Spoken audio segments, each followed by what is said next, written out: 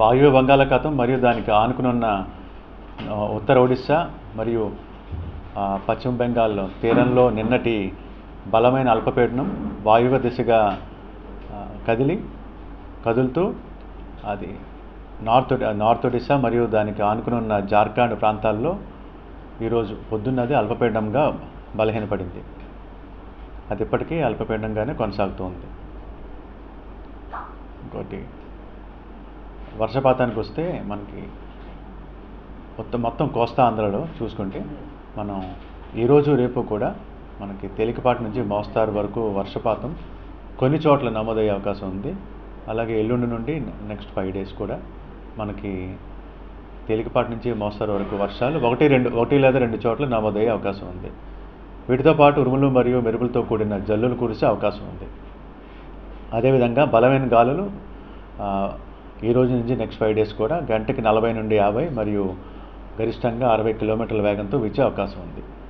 మత్స్యకారులకు ముఖ్యంగా హెచ్చరిక మన ఆంధ్రప్రదేశ్ తీరం వరకు ఏమీ లేదు. కాకపోతే మత్స్యకారులు ఎవరైతే ఒడిశా తీరం వైపు వెళ్తారో వాళ్ళకి వెళ్ళొద్దని హెచ్చరిక. ఎందుకంటే మనకు ఒడిశా తీరంలో ఆల్రెడీ మనకి ఫిషర్మ్యాన్ అది మత్స్యకారులకు వార్నింగ్ ఇవ్వడం జరిగింది.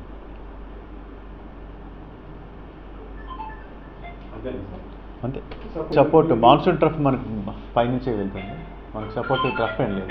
నిన్న ఉన్నట్టుగా ఈరోజు సపోర్టివ్ ట్రఫ్ ఏం లేదు, బలహీనపడింది అది.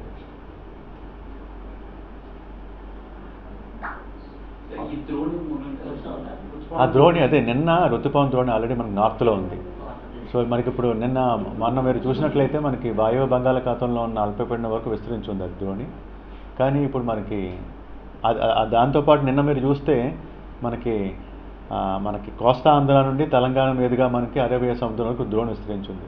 కానీ ఈరోజు అది లేదు, బలహీనపడింది ఆల్రెడీ.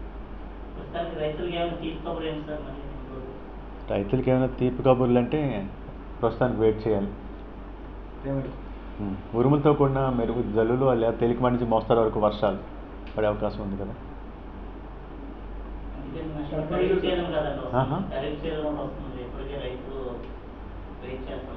అదే మరి వర్షపాతం మనం వెయిట్ చేయడం తప్ప ఏం చేయగలం మనం. అది